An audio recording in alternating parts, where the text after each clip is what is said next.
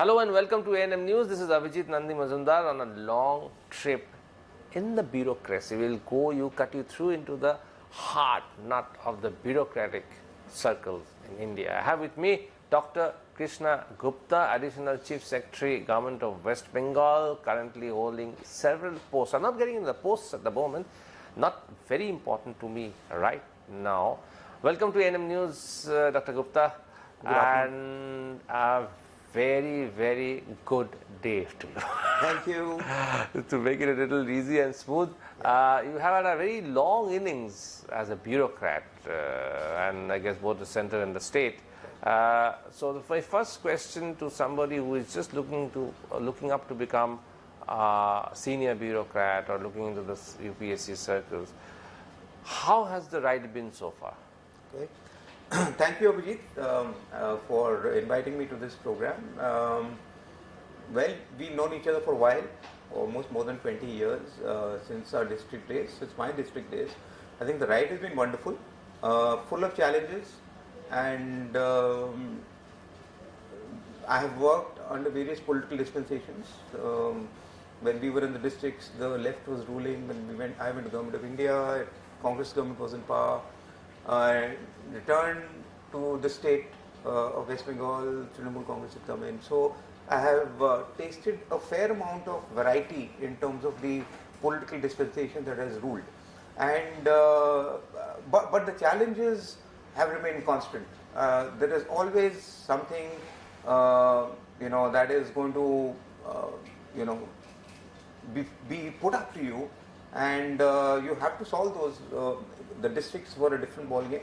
The secretariat in Bengal is a different ball game. The Government of India was a completely different ball game. So when you go down the memory lane, basically in the early days as a bureaucrat, what are the biggest contribution that you feel you have been able to do in the state first and then later on the center? Okay, few things. While in the districts, as district magistrate, I was district magistrate in two districts, Dokhin Dinajpur in Balurghat and in Nodia. So I decided that since the tenure as district magistrate is relatively short, it's about 2 years at maximum, rather than do wholesale structural changes, let's focus on a few sectors. And the few sectors I selected were health, education, and sanitation. And I believe the Sarv Shiksha Abhiyan was being implemented at that time, and I think we did a lot of work in rationalizing the distribution of teachers across schools, emphasis on pedagogy, emphasis on learning achievement. In fact, I wrote a paper that was accepted to the Economic and Political Weekly later on what are the determinants of learning achievement. In Nodia, we actually carried out a program called the School Sampark Abhiyan, where officers from the collectorate along with public representatives visited schools. And then before that we had made a simple one-page questions for classes 1 to 5 to determine what the learning achievements were, and then we quantified that, and that is the basis of the paper that I wrote. And we found that the main determinants of learning achievement were teacher training, the quality of teachers, and rather than physical infrastructure, so that was something that we then I fed into my work when I became the project director of Sarv Shiksha Abhiyan at the state level. So that's one. The second big contribution, I think, was when I was CMD of the West Bengal Power Development Corporation, where when I joined, it was floundering. The whole corporation, the whole organization was floundering. There were the whole engineering manpower was looking for, a vision, what the objectives were. So what I think I did was I got in a lot of technical expertise from NTPC in terms of our operations and maintenance, and we focused a lot on operations and maintenance. I myself visited all the 5 power plants, 5 sites which had many power plants, and I used to get my hands dirty with the coal management, getting into the boilers, getting into the mills, how the coal is getting crushed, getting into the mills, and then getting heated in the boilers. That was hugely challenging, and I also got in new projects. I was the one who negotiated with BHEL the first 500 megawatt unit in Bengal. So our operations and maintenance performance shot up. Even today, I think the record for the PLF, plant load factor, was achieved when I was there. Well, huge experience, both in terms of the operations and maintenance, and also getting the new power plants in place. And before I end, two more experiences I will share, and then hand over the mic to you, or the floor to you. The next was as a managing director WBIDC. The whole global summit, the investor summit, was begun when I was there, with a lot of cooperation from other departments, and with a lot of help and also mentorship from Dr. Amit Mitra, who was then the industry minister. In addition, we kick-started a lot of the parks which were lying, again in a very bad state as far as infrastructure was concerned. So we spruced up the infrastructure in Vidyasagar Industrial Park and Panagar Industrial Park. I got a railway siding into the Panagar Industrial Park, improved the roads, the lighting, had constant interaction with people who were already manning the parks, what their problems were. So I think now Panagar and Vidyasagar Industrial Parks are full, and they are one of the crown jewels in the industrial landscape of Bengal. And before I end, Government of India, fantastic experience when I was India's representative to the permanent mission of India to the WTO at Geneva, and another completely different experience where we were negotiating trade deals at a multilateral level with 100 plus other countries, and it's a huge challenge. When we were tabling proposals, we were building teams, building coalitions, countering those that were not really on our side. Getting India's interests on the table, pushing them, and getting others to commit to them. So huge experience. I was there from 2006 to 2010. In short, that's what. Yeah, that's quite a huge rainbow of experiences that you had.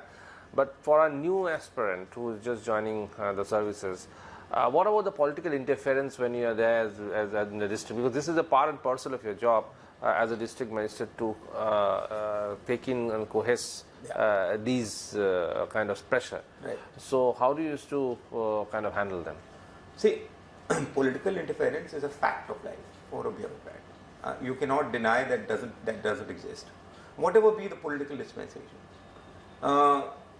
The way to handle it is to be fairly clear and about the legal framework, about the rules and regulations that are on the table, and have a dialogue, keep talking, and pick up the phone and talk. A lot of times we just let things go, we don't communicate. I found that the political leadership can be very, very receptive to reasoning, to logical reasoning. Sometimes they're not. Then you find ways how to sort of get around the issue or get around the problem. But mostly they are very receptive to what you have to tell them, and I think it's best to bat straight with a straight bat and tell them as it is, what the problems is, what the consequences will be. Do you advocate striking a balance or confrontation? Neither. There is no point getting into a confrontation. For example, in the public, if there is a leader who is saying, "Ami bole dilam, I have done this, I have got this," there is no point confronting him in the public. But in private, in the office, when the cameras are off, he is much more reasonable. He listens to reason, and at that time you sort of reason and say that this is what it is, and this is what you should be doing, what we should be doing. I know things have become more challenging. I know people don't want to hear no, and a lot of us in our fraternity are actually going through the echo effect. They are echoing what they would like. They are echoing what a political leader wants to hear. But I think it's not a good idea falling into that trap early on. you'll continue to do that all your life in that case. But as a civil servant, it's your duty to put on the table what the right thing is, what the legal thing is, what the rules and regulations are, and if necessary, you can always change the rules and regulations if there is a huge public interest involved. And so that's what I would advise, that's what I've done a lot of times. I used to go to cabinet, get things changed. If there is a huge public interest involved, and if there is a strong feeling that this needs to be done, it still can be done. Who makes the rules? We make the rules at the end of the day, you know. True. And So you had a very fairly long innings as an IAS officer, very, very long, a very senior position as Additional Chief Secretary. Over the years, what are the changes that you've seen in the bureaucracy? I mean, it's not been stagnant. It's definitely not stagnant. So either it's improved or it's decreased. Okay. So what are the changes that you've seen over the years in the bureaucracy? so changes in terms of the work environment. Yes. So it's getting more and more challenging. Also the politics is getting more and more competitive. As the politics gets more competitive, the space for reasoned decision making and logical decision making also is shrinking. As I was saying earlier, people don't want to take no for an answer. They just throw out a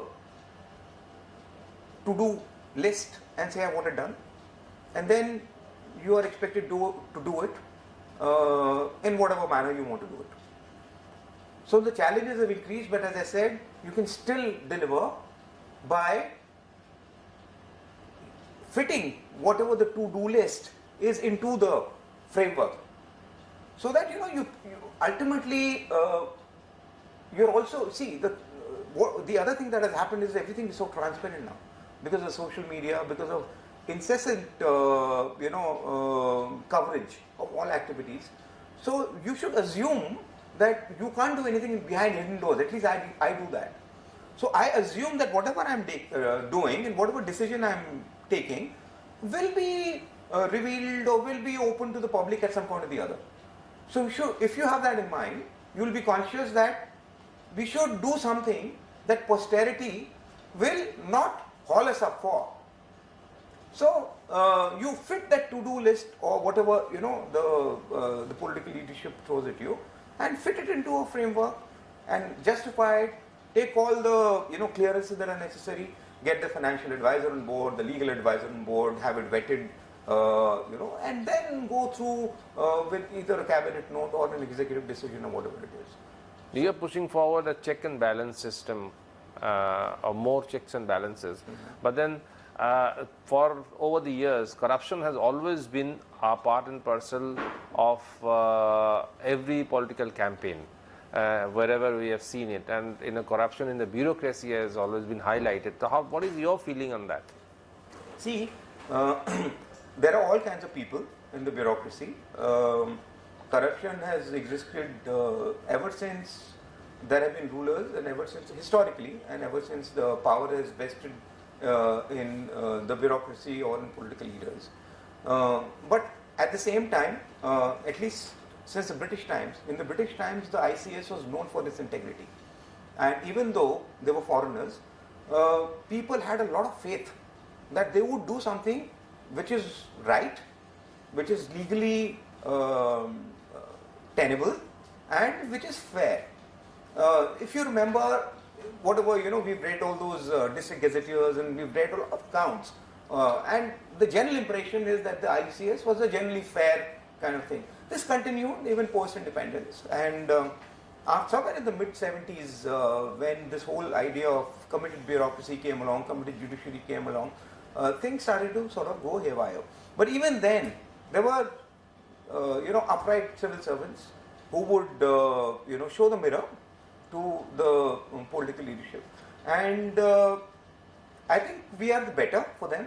Even today, both at the state and the central level, you will find a lot of such officers. In fact, at the central government level, most people who get empaneled as secretary go through a rigorous process of vetting, and only then get empaneled. And integrity is one of the issues that is constantly questioned, that whether, and if more often than not, officer with impeccable integrity would go through and get empaneled. But then do you feel, I just want to cut you here, do you feel that loyalty is more important today than integrity? It is becoming increasingly important. There's no doubt about it. The challenge again for the bureaucracy is to balance the two. Okay, you need not be corrupt. See, loyalty is not, should not be. It can be to programs and policies. It should not be to or to the constitution or the law. Loyalty should be towards that. And I think there can be the same thing if you are loyal to the constitution, to the law, to the program and policies of the ruling dispensation. I don't think there should be any conflict then with the loyalty to a particular political dispensation or to a leader or so. If you're doing your work, you're delivering on their programs and policies, I think that's fine. But then loyalty to the political dispensation is getting more relevance these days. See, a lot of things are happening. I think there is a lot of misinformation flowing from the bottom to the top. There is a lot of gatekeeping happening. So sometimes a lot of information that goes up is not correct. And therefore this whole, so the point is, the general thing is that he is loyal, he is not loyal, so he must be doing something wrong which hurts us. Not always true. If you are loyal to the policies and programs, I'm repeating, if the policies and programs are being delivered in the right, fair manner, it's to the advantage of the political leadership and dispensation. So there need not be a conflict. And I think there should be a more open, transparent information flow towards the top leadership as compared to what is happening now. Today. Do you have any regrets in life? As a bureaucrat? As a bureaucrat. Well, no regrets, but I wish I could have gone to Government of India a couple of years back at the additional secretary level, and I would have been sitting pretty with with a nice, promising career, and perhaps been doing something more to my liking, to my skill set, more aligned to my skill set. So that is perhaps one regret, that I don't control it. I have no control over it. And lastly, what's your advice to an up-and-coming bureaucrat? To the youngsters who are going to be in the districts, do your job well. Don't get blinded by this and that. It looks very, very attractive that you hobnob with a certain powerful leader, and you might get short-term gains, but in the long term you will not be happy, because the bureaucracy also watches you, and there is a whole lot of vetting going on all the time. So do your job, play the straight bat, deliver, work hard and deliver. I think that's what will hold you in good stead.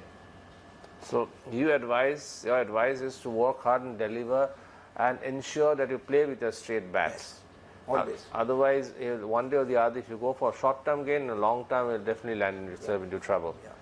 Thank you very much for talking to us, Dr. Krishna Gupta. That was Dr. Krishna Gupta talking to us and sharing his rich experience that he has garnered over the years. A very candid conversation, and I thank him very much for that. Keep watching ANM News, and we'll come up with more such interviews in future.